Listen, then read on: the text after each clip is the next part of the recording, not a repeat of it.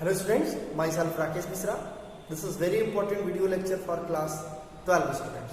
In this video lecture, we are going to discuss about the genetic terminology related to chapter 5, principle of inheritance and variation. This is all about matter of class 12. So let's back in online class and see whatever the part 4 genetics terminology. In previous part 3 you have I have described and you have learned the different other kinds of genetic terminology related to the gene, genetics, the historical perspectives, location and many more of the genes. But in this video lecture we will describe about the allele, allelomorphs, homozygous, heterozygous and many other things. So let's back in online class and see whatever the today's video lecture. Different types: allele, allelomorph, genotype, phenotype, homozygous, heterozygous, dominant and recessive. These are the important topics that we will describe in this terminology in this video lecture. Listen. So first of all, you need to know what is genotype and then the phenotype. Listen. Suppose that ये कोई आदमी है. सबसे पहले हम genotype और phenotype पे discuss करते रहे, ठीक है. सपोज दैट ये कोई आदमी है, ध्यान से सबको सुनना है, और ये आदमी टाल है, ठीक है, टाल है, साथ साथ इस आदमी का कलर वाइट है.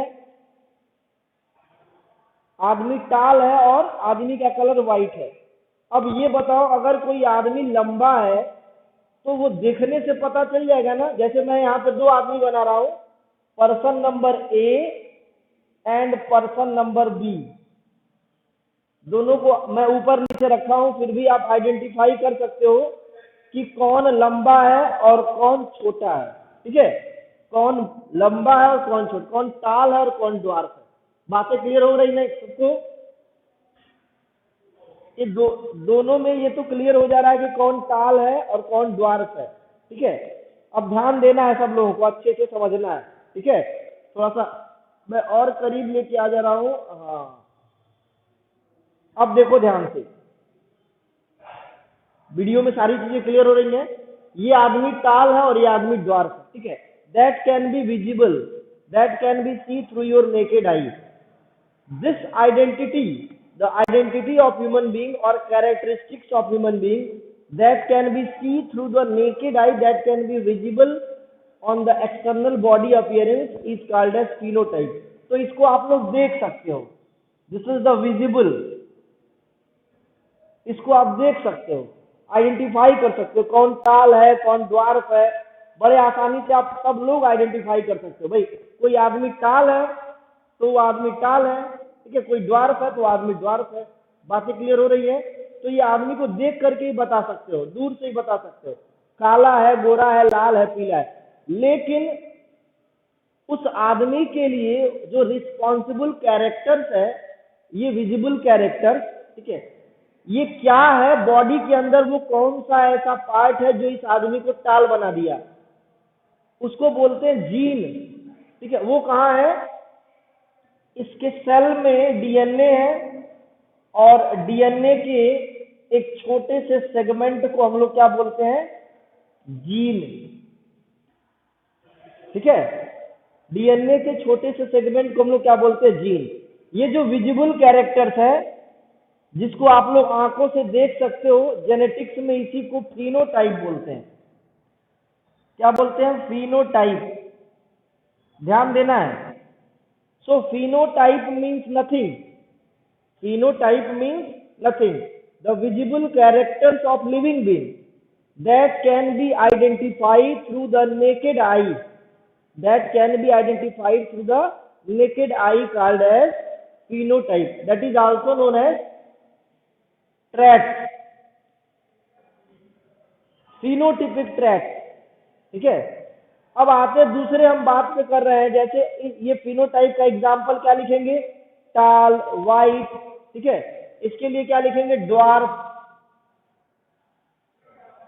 क्या लिखेंगे? ड्वार्फ. और ये ब्लैक है. तो ये देखा जा सकता है पर्सन में, ये फील किया जा सकता है. This can be realise, this can be identify without any degradation of cells without any degradation of the DNA. ठीक है, अब हम बात कर रहे हैं कि जीनोटाइप क्या होता है। तो फिनोटाइप वाला कॉन्सेप्ट क्लियर हो गया अभी। अब आते हैं genotype. Genes, listen, genes that responsible for any particular character, gene that responsible for any particular character can be represented as the alphabetical letter. अब देखो, मान लो कि ये कोई जीन है, ये हाइट के लिए रिस्पॉन्सिबल है और हाइट में ये रिस्पॉन्सिबल है टाल के लिए। ठीक है, जो जीन जो है, ध्यान में सुनना है, जो जीन हाइट, जो जीन टाल के लिए रिस्पॉन्सिबल होगा, ध्यान से सुनना है, जो जीन टाल के लिए रिस्पॉन्सिबल होगा वो जीन ड्वार्फ के लिए रिस्पॉन्सिबल नहीं होगा। मतलब अगर ये पर्सन जो है टाल है तो इसी के बॉडी में ड्वार्फ का जीन कहीं नहीं होगा। बात समझ रहे हो ना? इस पर्सन के बॉडी में ड्वार्फ का जीन कहीं नहीं होगा। ठीक है, लेकिन हम एक एग्जांपल मान रहे हैं, सपोज दैट इसमें कहीं भी यहाँ पे इस साइड जो है ड्वार्फ का जीन है, ड्वार्फ का। ठीक है, ये हाइट में ड्वार्फ का जीन है। अब ध्यान से सुनना है, हाइट के लिए एक ही जीन है, चाहे वो टाल होगा चाहे ड्वार्फ होगा। बात समझो। तो ये सपोज दैट इधर ड्वार्फ का जीन है, तो ये ड्वार्फ के लिए भी हम, ऐसा नहीं है कि इसके लिए हम जो अल्फाबेट यूज करेंगे ड्वार्फ के लिए भी सेम अल्फाबेट यूज करेंगे, नहीं, उसका हम कैपिटल और स्मॉल में चेंजेस कर देंगे। जैसे मान लो कि ये जीन है, ये हाइट में टाल के रिस्पॉन्सिबल है, फिनोटाइप टाल हो गया।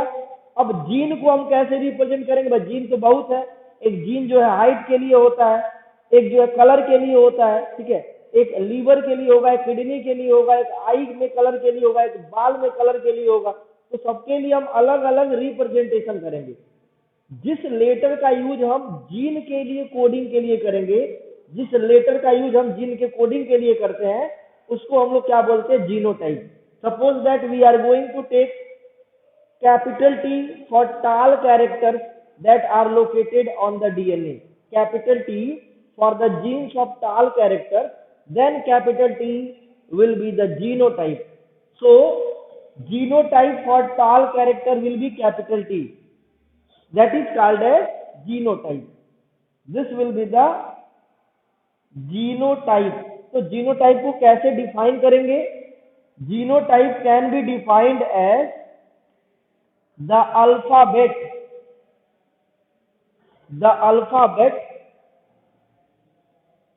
that represent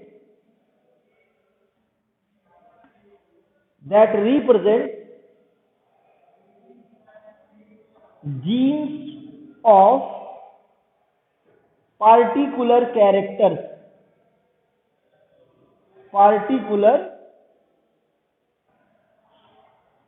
characters, homozygous heterozygous का मैं कॉन्सेप्ट क्लियर करने जा रहा हूं, सब लोग अच्छे से समझेंगे होमोजाइगस और हेटेरोजाइगस। लिसन, जैसे मान लो कोई जीन है, कोई फ्लावर कलर है, सब लोग अच्छे से सब देखेंगे इसको। कोई फ्लावर है रेड, ठीक है, लिसन, कोई फ्लावर है रेड, ठीक है, इसके लिए अगर हम व्हाइट फ्लावर से, सपोज दैट एक दूसरा फ्लावर है व्हाइट, ये फ्लावर का ये क्या बता रहा है? कलर, ये भी, ठीक है। तो अगर हम एक ही चीज की स्टडी कर रहे हैं, बातें समझो, अगर हम कलर की ही स्टडी कर रहे हैं, ठीक है, पेटल्स के कलर की स्टडी कर रहे हैं, ठीक है, तो हम रेड के केस में ही, रेड के सेंस में ही व्हाइट कलर का हम लोग जीनोटाइप लेंगे। अब दोनों का फिनोटाइप तो क्लियर है, इसका फिनोटाइप व्हाइट है, ऊपर वाले का फिनोटाइप रेड है। यहां तक बातें सबको क्लियर है। लेकिन बात समझो, जीनोटाइप अगर हम रेड का कैपिटल आर मान ले रहे हैं, कैपिटल आर, तो उसी के रिस्पेक्ट में हमको व्हाइट का भी मानना पड़ेगा। व्हाइट का हमको क्या मानना पड़ेगा? स्मॉल आर मानना पड़ेगा। बातें समझो, हम डब्ल्यू नहीं मान सकते, क्योंकि हम अगर स्टडी कर रहे हैं एक ही कैरेक्टर का, सिर्फ कलर का स्टडी कर रहे हैं, तो कलर में जो जीन, मान लो कि ये डीएनए है ऊपर वाले का, इसका ये सेगमेंट है, different segment, segment number 1, segment number 2, segment number 3, ठीक है, और ये इसका जीन है, segment number 1, segment number 2, segment number 3। ध्यान से सुनो, ये 1 2 3 तीन सेगमेंट है दोनों का। ये रेड वाले का 3 सेगमेंट है, ये व्हाइट वाले का 3 सेगमेंट है, ठीक है। अब पहले नंबर पे जो जीन है ये कलर के लिए रिस्पॉन्सिबल है, और वो भी किस कलर के लिए? रेड के लिए। इसमें जो पहले नंबर पे जीन है वो कलर के लिए रिस्पॉन्सिबल होगा। कौन से कलर के लिए? व्हाइट के लिए। ध्यान से सुनना है सब लोग, व्हाइट के लिए। ऐसा नहीं है कि दूसरे वाले में जो व्हाइट कलर जिसका फ्लावर है उसमें जो व्हाइट कलर का जीन होगा वो जीन नंबर 2 पे होगा, ऐसा नहीं। जिस जगह पे, जिस पोजीशन पे रेड वाले डीएनए में जहां पे कलर का जीन होगा, रेड कलर का जीन होगा, सेम उसी पोजीशन पे व्हाइट का जीन होगा। इसीलिए हम एक की स्टडी कर रहे हैं तो दूसरे को उसी के रिस्पेक्ट में हम लोग स्टडी करते हैं। जैसे मान लो कि इसके लिए कैपिटल आर असाइन कर दिया, इसके लिए स्मॉल आर असाइन कर दिया, ठीक है। इसलिए नहीं असाइन किया है कि कौन डोमिनेंट है कौन रिसेसिव। अभी मैं हाइपोथेटिकली आपको बोल रहा हूँ, डोमिनेंट जो होगा अगले जनरेशन में एक्सप्रेस होगा। फिलहाल आपको यही जानना है कि अगर हम सिर्फ कलर की स्टडी कर रहे हैं, सिर्फ कलर की, तो जो एक जीन मैंने लिया है अल्फाबेट आर, तो दूसरे को भी अल्फाबेट आर लेंगे, लेकिन अगर वो कलर कैपिटल, अगर दोनों रेड है तो दोनों कैपिटल लेंगे। अगर एक रेड है और एक व्हाइट है तो आर के रिस्पेक्ट में दूसरा स्मॉल आर हो जाएगा, ठीक है। अब डोमिनेंट और रिसेसिव क्या होता है? अब मान लो इसका पॉलन ग्रेन इसके स्टिग्मा पे छिड़क दिए, रेड वाले का पॉलन ग्रेन व्हाइट वाले के स्टिग्मा पे छिड़क दिए, ठीक है, और दोनों फ्यूज कर दिया, तो आगे के जनरेशन में क्या हमको मिलेगा? सपोज दैट रेड फ्लावर मिल गया, सपोज दैट रेड फ्लावर मिल गया, तो हम बोलेंगे कि F1 जनरेशन में जो रेड फ्लावर आया है, जिस किसी भी पेरेंट से मिलेगा उस पेरेंट्स को हम लोग बोलेंगे dominant. So in this way R will be the capital R will be dominant and small r will be recessive. So basically capital R and small r are the dominant alphabetical letter that will represent the dominant and recessive. So what is dominant character? Character that appears on next generation called as dominant, and characters that suppressed का मतलब दब जाना, characters that suppressed in next generation, that is in F1, that is called as white, it means that is called as recessive, ठीक है। तो ये dominant और recessive characters भी समझ में आ गया, डोमिनेंट एंड रिसेसिव वाला कैरेक्टर समझ में आ गया। Dominant characters and recessive characters,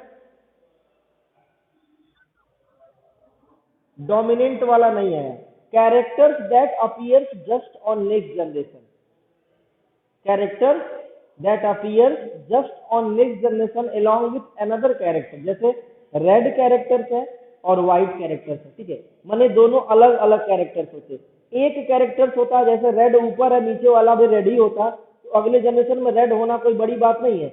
लेकिन अगर एक मिक्सचर ऑफ कैरेक्टर्स है पेरेंट्स में, माने एक पेरेंट्स का रेड है दूसरे पेरेंट्स का व्हाइट है, तो अगले जनरेशन में अगर जो भी कैरेक्टर्स मिलेगा, जिस किसी भी पेरेंट का कैरेक्टर्स मिलेगा उसी को डोमिनेंट बोलेंगे।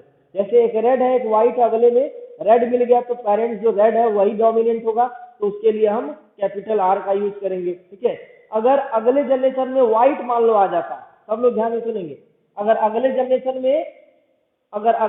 में व्हाइट आ जाए तो कौन सा डोमिनेंट होगा, कौन कैरेक्टर डोमिनेंट होगा? व्हाइट। तो जो भी हम शुरुआत करेंगे व्हाइट के अकॉर्डिंग, तब ऐसा नहीं इसको कैपिटल आर करेंगे, नहीं, तब इसको हम लोग क्या करेंगे? कैपिटल डब्ल्यू कर देंगे, और इसके रिस्पेक्ट में इसको क्या कर देंगे? Small W. मतलब जो डोमिनेंट होते हैं उसी का बोलबाला होता है, कहानी उन्हीं से शुरू होती है। जैसे किसी घर में कोई डॉक्टर है तो उसके नाम पे उसके पिताजी को बोलेंगे डॉक्टर के पापा है, उनकी लड़की को बोलेंगे डॉक्टर की बेटी है, उनके लड़के को बोलेंगे डॉक्टर का लड़का है, उनकी मम्मी को बोलेंगे डॉक्टर की मम्मी है। ऐसा नहीं कि डॉक्टर की मम्मी, डॉक्टर का लड़का, डॉक्टर के पापा सब लोग डॉक्टर हैं, डॉक्टर तो कोई एक ही है।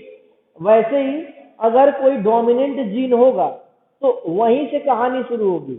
अगर अल्फाबेट हम कोई वर्ड लिखते हैं इंग्लिश का, कहानी जब शुरू करना होता है या वर्ड शुरू करना होता है कोई सेंटेंस, तो पहला लेटर हमेशा कैपिटल में लिखते हैं। तो वही है कि अगर डोमिनेंट जीन है तो वो तो कैपिटल में ही रहेगा, मतलब पहले वही रहेगा, और जो पहले रहेगा वही कैपिटल में रहेगा। तो ये डोमिनेंट है तो ये कैपिटल रहेगा। इसके बाद आ रहा है रेड कलर। तो रेड कलर मैंने बोला है कि इसी के रिस्पेक्ट में रखा जाएगा। ये डॉक्टर है, ये कलर है रेड का, तो ये भी कलर ही होगा, लेकिन ये व्हाइट का कलर है तो ये रेड का कलर है, यानी इसी के रिस्पेक्ट में इसका जीनोटाइप स्मॉल w रखा जाएगा। मतलब कलर के लिए हमेशा एक ही टाइप का कैरेक्टर यूज करेंगे। अगर हाइट है तो हाइट के लिए भी एक ही लेटर का यूज करेंगे। कैपिटल और स्मॉल केवल डोमिनेंट और रिसेसिव के लिए यूज करेंगे। It means for dominant characters there will be capital letter, for recessive characters there will be small letter। क्या लिखेंगे? the pairs of genes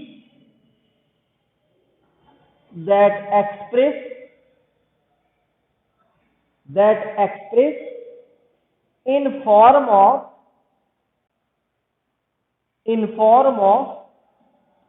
traits, the pairs of genes that express in form of traits called allele। ठीक है, allele जो term है वो किसने दिया था? It given by Bateson and Sanders.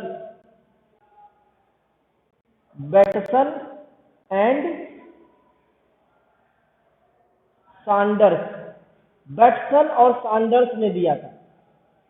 ये दोनों मिलके एलील टर्म बताया कि जीन हमेशा पेयर में एक्सप्रेस होते हैं और उसका नाम है एलील। ठीक है, सो एलील्स में भी फॉर टाल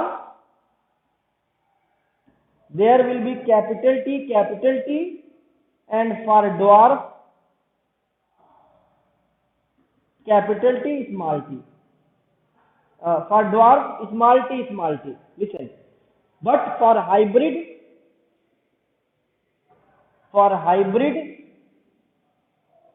कैपिटल टी स्मॉल टी। ये टाल के लिए है, ये ड्वार्फ के लिए, और ये हाइब्रिड टाल के लिए। ठीक है, एक देखो मिक्सअप है, एक कैपिटल एक स्मॉल है। ठीक है, तो ये ट्रैट्स दिख रहा है, ये किसके ट्रैट्स है? टाल का मतलब हाइट, ड्वार्फ का मतलब वो भी हाइट, और हाइब्रिड टाल का क्या मतलब होता है? वो भी height. So this represent the height, this represent the phenotype for height, और ये क्या रिप्रेजेंट कर रहा है? Different phenotype for different genotype for height.